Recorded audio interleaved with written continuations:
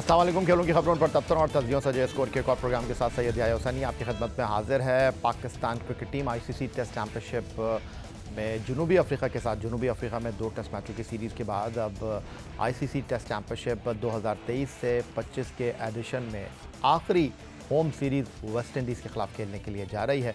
और पाकिस्तान टीम जनूबी अफ्रीका के ख़िलाफ़ जिन खिलाड़ियों के साथ खेली, एक आम तासुर यही है कि कुछ तब्दीलियों के साथ टीम पाकिस्तान होम ग्राउंड पर एक्शन में दिखाई देगी और ख़ास तौर पर फास्ट बॉलिंग की जगह एक बार फिर होम ग्राउंड पर हमारा इन्हिसार हमारी स्पिन बॉलिंग पर होगा।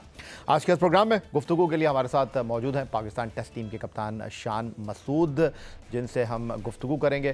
पाकिस्तान टेस्ट टीम जो कि वेस्ट इंडीज़ के ख़िलाफ़ होम सीरीज़ में 2 टेस्ट मैचों की सीरीज़ खेलेगी और पाकिस्तान टीम की कारकर्दगी।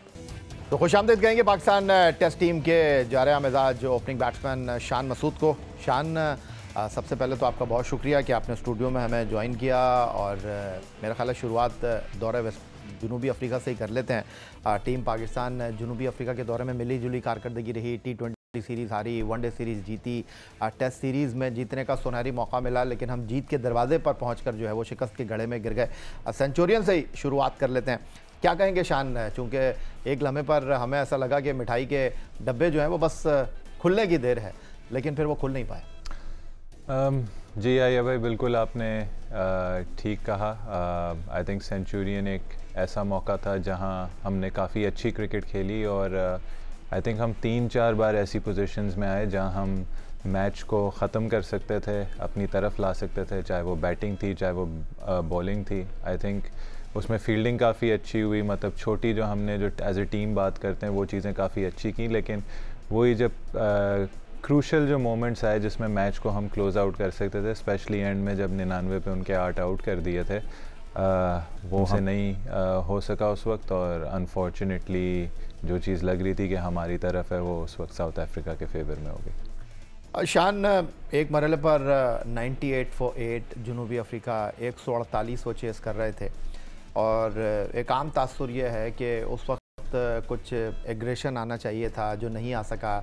लेग स्लिप होती, 3 स्लिप, गली, forward shot leg, slim mid on, ये फील्डिंग थी नहीं। आपने मार्को जॉनसन एंड रबाडा को जो है वो पूरा मौका दिया, जो उनके ऊपर दबाव डालने का वक्त था, उन्होंने चौके लगाकर पाकिस्तान टीम को दबाव में लिया। याह्या भाई, आई थिंक इसमें काफ़ी चीज़ें आपको देखनी पड़ती हैं। जी आई नो, आप आउटलुक देख के कह सकते हैं कि कुछ बाउंड्री राइडर्स थे उस वक्त, पॉइंट पीछे था, स्क्वायर लेग पीछे था, एक कवर भी एक प्लेस में रखी हुई थी।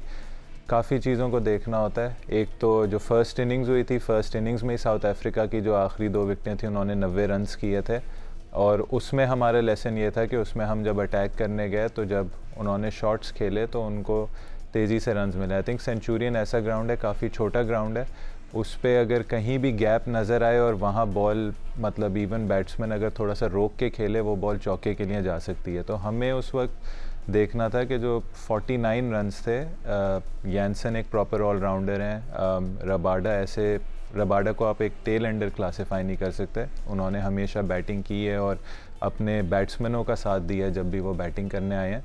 तो हमने थोड़ी प्लानिंग ये की थी कि एक कवर रखते हैं स्पेशली रबाडा पे, क्योंकि वो वहाँ काफ़ी अपिश मारते हैं। स्क्वायर लेग इसलिए पीछे रखते हैं ताकि हम उस पर बाउंसर यूज़ कर सकें, वो बाउंसर अटैम्प्ट करते हैं। और पॉइंट पीछे इसलिए, अगर आपने पहली बॉल भी देखी होगी, रबाडा ने आके पहली बॉल पे एक बहुत ही एग्रेसिव शॉट खेला जिस पे एज लग के पॉइंट के ऊपर चौका गया। हमने अपनी स्लिप्स रखी हुई थी, तो हमारा ये था कि हमें जिस चीज़ से सक्सेस मिली थी बाकी बैट्समैनों पे अच्छी जगह पे बॉल करके उनको आउट करना, वही हम प्लान रखते हैं। ओवर एग्रेसिव नहीं होते, क्योंकि कभी कभार आप ओवर ट्राई करने चले जाते हैं तो चीज़ें आपके हाथ से चली जाती हैं। तो हमारा प्लान ये था कि अपनी स्लिप से हम अटैक करते हैं, कुछ हम अपने बॉलर्स को ऐसी फील्ड देते हैं कि अगर वो अनऑर्थोडॉक्स शॉट खेलें वहाँ भी आउट होने का चांस हो। तो वो एक डिफेंसिव फील्ड नहीं थी, वो एक ऐसी फील्ड थी जहाँ हम चाह रहे थे कि अगर ये कोई ऐसा शॉट खेलता है जो वाइट बॉल टाइप शॉट हो, वहाँ भी हमें आउट होने का चांस मिले। बट एक चीज़ जो मुझे नज़र आई पर्सनली वो ये थी कि आई डोंट थिंक हमने इनफ स्टम्प्स में बॉल की उस वक्त। हमने थोड़ी सी विद दी, उनके हाथ खुले, और सेंचुरियन एक ऐसा ग्राउंड है चाहे बाउंड्री पे भी फील्डर हो और थोड़ा सा गैप हो, वहाँ आराम से बाउंड्री हो सकती है। बतौर कप्तान शान, आपसे एक सवाल बनता है और वो ये कि 98 फॉर 8 2 विकेटें आपको चाहिए थी, 50 रन की दूरी पर जनूबी अफ्रीका था, आपने जिस तरह कहा कि आप मार्को जेनसन को या रबाडा को फुल्ली टेल एंडर नहीं कह सकते, लेकिन जिस जगह वो बैटिंग कर रहे थे वो टेल एंडर का ही स्लॉट था, दबाव था उनके ऊपर, क्योंकि 50 रन बाकी थे। आपने खुद जिस तरह अपनी गुफ्तगू में खुलासा किया कि हमको शॉर्ट बॉल करना चाहिए था, बाउंसर करना चाहिए था, यॉर्कर करना चाहिए था, हुआ क्यों नहीं? आपने अपने बॉलर्स को इस चीज़ के ऊपर आमादा क्यों नहीं किया?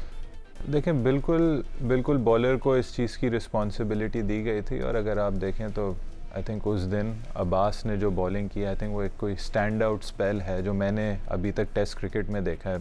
बहुत सारी मैंने स्पेल्स अच्छी देखी हैं, लेकिन वो एक ऐसा स्पेल था जिसमें एक 17 ओवर्स कोई कंटिन्यूसली करा के बस यही हुआ था कि आई थिंक काफ़ी उसमें चीज़ें होती हैं यार भाई, जब 40 ओवर पुराना बॉल हो भी जाता है कभी कभार तो उस तरीके से बाउंसर नहीं लगता। अगर आपने देखा हो तो आमिर जमाल ने आके जो 1 ओवर किया था उसमें उसने हम इसलिए लाए थे कि अब ये शायद बाउंसर मारेगा, बाउंसर ट्राई की। एक नसीम ने की जो ज़रा सी ऑफ साइड पे चली गई और उस पर चौका लग गया। आई थिंक मेरी अगर कोई बॉलिंग की तरफ कोई चीज़ है जो हम सही कर सकते थे वो ये था कि हमने स्टंप्स में इतनी बॉलिंग नहीं की रबाडा और यानसन को जितनी हम कर सकते थे। शान, एक और जो इम्पोर्टेंट सवाल है वो ये है कि इस सीरीज़ में अगर हम अपनी अप्रोच देखें, हमारी बॉलर की स्पीड नहीं थी, बैट्समैन तेज़ गेंदों से डर रहे थे, तो इस सीरीज़ को एक कप्तान की हैसियत से आप किस तरह जो है वो खुलासा करना चाहेंगे?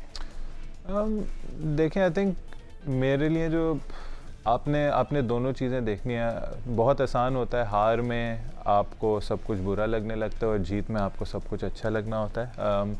कुछ चीज़ें हैं जो हम एज ए टीम हमें इम्प्रूव करनी होंगी इंटरनेशनल क्रिकेट में, और वो हमने देखी है। अगर हम बात करें टेस्ट क्रिकेट की तो आई थिंक टेस्ट क्रिकेट का जो मैं बार बार कहता आ रहा हूँ असूल यही है कि हमने 20 आउट कैसे करने। उस दिन टेम्बा बवुमा भी जो एक टीम फाइनल में गई है जो अच्छा खेल रही है, अगर वो कुछ कह रहे हैं तो उस बात में भी थोड़ा दम होता है कि उनसे उनकी कप्तानी के बारे में पूछा तो उन्होंने कहा कि you will always be as good as your bowling attack, और वो इसलिए कहा कि बॉलिंग पे एक्स्ट्रा रिस्पॉन्सिबिलिटी नहीं, क्योंकि टेस्ट मैच जीतने के लिए आपको 20 आउट करने पड़ते हैं। उसके लिए हमने क्या क्या करना है, हमने अभी तक देखा है कि हमें थोड़ी सी हमारे बॉलिंग अटैक में थोड़ी सी और वैरायटी होनी चाहिए, हमें थोड़ी पेस भी चाहिए कि हम दूसरी टीमों को बैक फुट पे सेट करें। और ये हमने देखा है कि सिर्फ एक टीम नहीं होती जो पेस से पीछे हटती है। आई थिंक दुनियाई क्रिकेट में आप देखें जब भी तेज़ तरीन बॉलर आया उसने हमेशा बैट्समैनों को प्रॉब्लम कॉज की है, स्पेशली उन अटैक्स में जहां आपके पास 1-2 एक्यूरेट बॉलर्स हों, अब्बास टाइप बॉलर्स हों, खुर्रम शहजाद टाइप बॉलर्स हों, उसी में ही आपको अगर एक आध पेस भी थोड़ी सी मिल जाए। आई थिंक वो एक चीज़ है जो हमने इम्प्रूव करनी है। बैटिंग में हमने उसको लंबा कैसे करना है। अब आई थिंक सेंचुरियन में हमारे पास आइडियल अपॉर्चुनिटीज़ थी 2 बार, पहली इनिंग्स में भी और दूसरी इनिंग्स में स्पेशली जब बाबर और साउथ की पार्टनरशिप हुई, जब मेरी और साइम की ओपनिंग 2 बार पार्टनरशिप्स हुई, जब क्या कहते हैं रिजवान और कामरान गुलाम की पार्टनरशिप हुई, आमिर जमाल जब दोनों बार गए, एक बार आगा के साथ एक बार साउथ के साथ, वो टाइम था हम 99 for 8 पे हम कह रहे हैं कि वो 2 विकेटें ले सकते थे, लेकिन मेरे ख्याल में अगर हम एक एलीट टीम की बात करें वो 99 for 8 की नौबत ही नहीं आनी चाहिए थी। हमारी एटलीस्ट 200 की लीड होनी चाहिए थी और हमें वो 70-100 रन से मैच जीत जाना चाहिए था कि हमारा टारगेट ही 200 होता कि उनके लिए बियॉन्ड रीच होता। 150 एक ऐसा 148 एक ऐसा टारगेट था जिसमें वो भी गेम में थे। तो ये एक चीज़ है जिस पे हम as a team going forward काम कर सकते हैं कि जब आपके पास अपॉर्चुनिटी आती है विद द बैट, जहाँ 70 रन 80 रन की पार्टनरशिप है उसको 150 की करनी है, जहाँ 200 की है उसको 300 की करनी है। ये चीज़ें हमें सीखनी होंगी। और टेस्ट क्रिकेट देखें, ये 5 दिन का खेल होता है, एक दिन अच्छे खेलने से आप नहीं जीतते, ना 2 दिन से। हाँ, जहाँ पिच चैलेंजिंग है वहाँ आप 3 दिन में जीत सकते हैं, लेकिन जहाँ जैसे केप टाउन में देखा जहाँ पिच थोड़ा सा फ्लैटर साइड पे, जहाँ आपको अपॉर्चुनिटीज़ क्रिएट करनी है, आपने 20 आउट तो करने हैं मैच जीतने के लिए, वहाँ हमारी टीम कैसे इम्प्रूव कर सकती है। आई थिंक वो सबसे बड़ा इस वक्त हमारे लिए एक लेसन है और हमें उस पर काफ़ी काम करना होगा। पाकिस्तान के test captain Shan Masood studio में हमारे साथ मौजूद हैं। और दौरा जनूबी अफ्रीका माजी की बात हो चुकी है और हमारे सामने चैलेंज है होम ग्राउंड पर वेस्ट इंडीज़ के साथ 2 टेस्ट मैचों की सीरीज़। शान मसूद की अपनी कप्तानी और अपनी बल्लेबाजी के ऊपर भी गुफ्तगू करेंगे एक ब्रेक के बाद।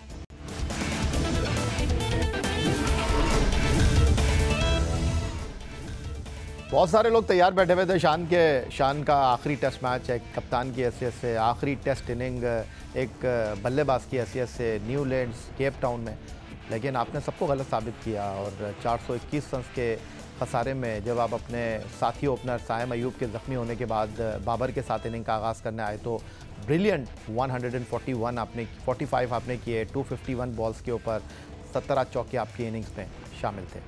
छठी सेंचुरी टेस्ट क्रिकेट में और पाकिस्तान के कप्तान की हैसियत से ये आपकी दूसरी सेंचुरी इनिंग और शान एक तनकीद ये भी हो रही है कि 421 रन के हदफ के खसारे में जाने के बाद इनिंग की शिकस्त का ख़तरा सर पर मंडला रहा था। 205 रन की आपने और बाबर ने पाकिस्तान को ओपनिंग पार्टनरशिप दी, लेकिन उस वक्त टीम पर दबाव नहीं था और ये जो भी परफॉर्मेंस है वो इंडिविजुअल ब्रिलियंस नज़र आ रही है। मैं इसको देखें, हर किसी का देखने का किसी भी चीज़ को देखने का अपना तरीका होता है, उस पर अपना ओपिनियन होता है। मैं ऐसी सिचुएशंस को डिफरेंटली देखता हूँ। अगर दबाव बिल्कुल था, सीरीज़ में आप 1-0 डाउन थे, फॉलो ऑन हो चुका था, पहली इनिंग में हम सब मिल के जो हम समझ रहे थे एक बहुत अच्छी विकेट है, उस पर हमने रन्स भी बहुत खाए और हम बहुत जल्दी आउट हुए, तो वो दबाव है ज़रूर है। और आप पाकिस्तान के लिए खेल रहे हैं, इसमें तो हर छोटी अगर आप गलती करते हैं वो एक दबाव का शिकार होनी भी चाहिए और होती है। तो उसमें हमें एज ए टीम हमने क्या रिस्पांस दिया, वो चीज़ मैटर करती है। देखें, अच्छी कंडीशंस में जाना, परफॉर्म करना, ये सारी चीज़ें आसान है, बट कुछ चीज़ें आप देखते हैं, कुछ कैरेक्टरिस्टिक्स आप देखते हैं प्लेयर्स में और टीम्स में जो आपको फिर जिससे आप कभी कभार हार भी बर्दाश्त कर देते हैं और आप कहते हैं कि अच्छा लॉन्ग टर्म में ये चीज़ अच्छी है। और वो क्या चीज़ बेहतर थी, वो ये थी कि ये रिस्पॉन्स अच्छा था। साउथ अफ्रीका ने कुछ सोच समझ के हमें फॉलो ऑन दिया था। पिच उस वक्त थोड़ा सा अप एंड डाउन शुरू हो गया था। आई थिंक टीवी पे कभी कभार इतना रिफ्लेक्टिव नहीं होता, बट खेलना, उस प्रेशर में खेलना, एक इनिंग्स डिफीट के दबाव से खेलना और ये बिलीफ रखना। और आई थिंक एक वक्त एक ऐसा बिलीफ भी आ गया था कि अगर हम आज का पूरा दिन बैटिंग कर लें, जो हम आई थिंक 1 घंटा और उस दिन का रह गया था, तो इस मैच में कुछ भी हो सकता है। तो आई थिंक वो रिस्पॉन्स ज़्यादा काउंट करता है कि जब बिल्कुल ही आप एक कोने में, जब आपको कुछ नहीं नज़र आ रहा उसके बावजूद, और जैसे आपने कहा, देखें किसी के लिए भी किसी वक्त भी जो भी आप अगले दिन की, हमें एज क्या कहते हैं इंसान, हमें अगले दिन की गारंटी नहीं है। तो आपको जो भी टाइम मिला है, जो भी मौका मिला है, वो एक बहुत बड़ी अपॉर्चुनिटी होती है, बट आपको ये नहीं पता होता कि आगे क्या होना है, फ्यूचर में क्या होना है। तो कोई भी प्लेयर हो, कोई भी टीम हो, उसके लिए उसमें रिस्पांस देना, वो चीज़ आपके नाक़िदीन इस बात को अंडरस्टैंड करते हैं कि आपका जो खेलने का तरीका है वो आज की मॉडर्न डे क्रिकेट के तकाज़ों को पूरा करता है, बट आपकी अनफॉर्चुनेटली इसको कहें कि बदकिस्मती है कि आप जो है वो अपनी परफॉर्मेंस को जो है वो रन्स में कन्वर्ट नहीं कर पा रहे। आपने जनूबी अफ्रीका के ख़िलाफ़ साइम के साथ 3 बार इनिंग का अच्छा आगाज़ किया, पहला घंटा मुश्किल गुजार लिया, लेकिन फिर ये भी कहते हैं कि जो आपका शॉट सिलेक्शन है वो ठीक नहीं है। लेकिन अगर आपके 17 चौके हम 145 में देखें तो आप उसी तरीके से खेले, खुला खेले, आउटसाइड द ऑफ स्टंप कहते हैं कि आप जो है वो गेंदों का ताक़ुब करते हैं। लेकिन जब आप इनिंग का आगाज़ करने के लिए आए न्यूलैंड्स केप टाउन में बाबर आजम के साथ मुश्किल वक्त में, आपने अपने उसी अंदाज़ में बल्लेबाजी की जिसको लोग आपकी कमज़ोरी कहते हैं, वो आपकी ताकत बन गई। देखिए, आई थिंक ये तो क्रिकेट का असूल है। हमेशा अगर आप जिस चीज़ पे आप अच्छा करते हैं, अगर आपका कोई शॉट भी होता है, आप उस पे आउट भी होते हैं। और आई थिंक ये दुनिया के ग्रेटेस्ट प्लेयर्स में भी आपको चीज़ें नज़र आएंगी। तो आई डोंट थिंक इसको आपको कभी भी दिल पे लेना चाहिए। यस, देखते हुए आराम से कॉज एंड इफ़ेक्ट लोग देख सकते हैं कि बाहर का बॉल था, बाहर के बॉल पे स्लिप लग गई, आउट हो गया, बाहर के बॉल पे वीक है, या अगर बाहर के बॉल पे कवर ड्राइव मार दिया तो शॉट बहुत अच्छा हो गया। ये कॉज एंड इफ़ेक्ट और ये कहते हैं ना नी जर्क रिएक्शन वाली चीज़ें, बस जो देखा उस पर आपने। अच्छा, आप ये जिस तरह कह रहे हैं कि हमारे बैट्समैनों को अपनी परफॉर्मेंस को रन्स में कन्वर्ट करना चाहिए था, रिजवान और जो है वो सऊद की पार्टनरशिप हुई, आपकी और बाबर की पार्टनरशिप हुई, उसको भी लंबा जाना चाहिए था, लेकिन एक कप्तान की हैसियत से आप खुद किस हद तक रिस्पॉन्सिबिलिटी ले रहे हैं। आपके जो बैट्समैनों का शॉट सिलेक्शन था वो टीम की मुश्किलात का सबब बना, इवन आप भी इनिंग को लंबा नहीं कर पाए। बिल्कुल, देखें रिस्पॉन्सिबिलिटी हम हमेशा लेंगे, लेकिन हमने इसको बैलेंस ऐसे भी करना है कि हम खेलना किस तरीके से चाह रहे हैं। जैसे हमने बात की, सेंचुरियन में गेम बहुत तेज़ था, तो उधर आपने अपने शॉट्स भी खेलने थे, क्योंकि हम सब ने देखा किसी वक्त भी किसी को वो साउथ अफ्रीका के भी बैट्समैन थे, उनको भी किसी वक्त भी कोई बॉल पड़ सकता था। इवन अगर आप एग्जांपल ले लें कॉर्बिन बॉश का, 3-4 बार उनकी बॉल स्लिप्स के थ्रू गई, बट उन्होंने उसका फ़ायदा उठाया, उन्होंने उसको प्रोलॉन्ग किया, उसको 80 कर दिया। जहाँ 40 पे आउट हो सकते थे, 80 पे वो आउट हुए। तो ये वो चीज़ें हैं जो हम सीख सकते हैं कि जी आपने अपने शॉट ज़रूर खेलने, बट कौन से ऐसे मोमेंट्स हैं जिसमें दूसरी टीम अब बैकफुट पे आ गई है, अब हम इसको लंबा कर सकते हैं। आपके बारे में कहते हैं आप बाइख्तियार नहीं बेख्तियार कप्तान हैं, क्योंकि आपके पास टीम की सिलेक्शन का भी राइट नहीं है, क्या ये बात ठीक है? नहीं, ऐसा आई थिंक मेरी काफ़ी अच्छी रिलेशनशिप है सिलेक्टर्स के साथ।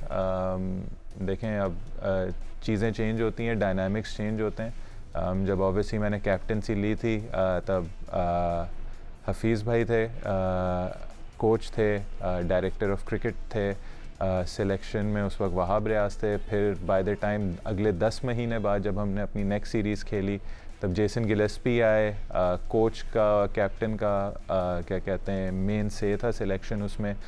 फिर बाय द टाइम जब इंग्लैंड सीरीज़ का पहला टेस्ट ख़त्म हुआ तब फिर सिलेक्शन कमेटी चेंज हुई। तो आई थिंक काफ़ी हमने चेंजेस देखी हैं। और अभी 11 में आपकी से होती है या नहीं? ऑफ कोर्स होती है, ऑफ कोर्स, और हर चीज़ इवन टीम डिस्कस की है, 11 डिस्कस की और काफ़ी अच्छा रिलेशनशिप है। बट हमने अब ये देखा कि सिलेक्शन कमेटी के डायनामिक्स चेंज हुए हैं, 5 सिलेक्टर्स आए हैं, तो आपको सबके साथ मिल के और डिफरेंट रिजीम्स आएंगे, आपको डिफरेंट तरीक़ों से काम करना होगा।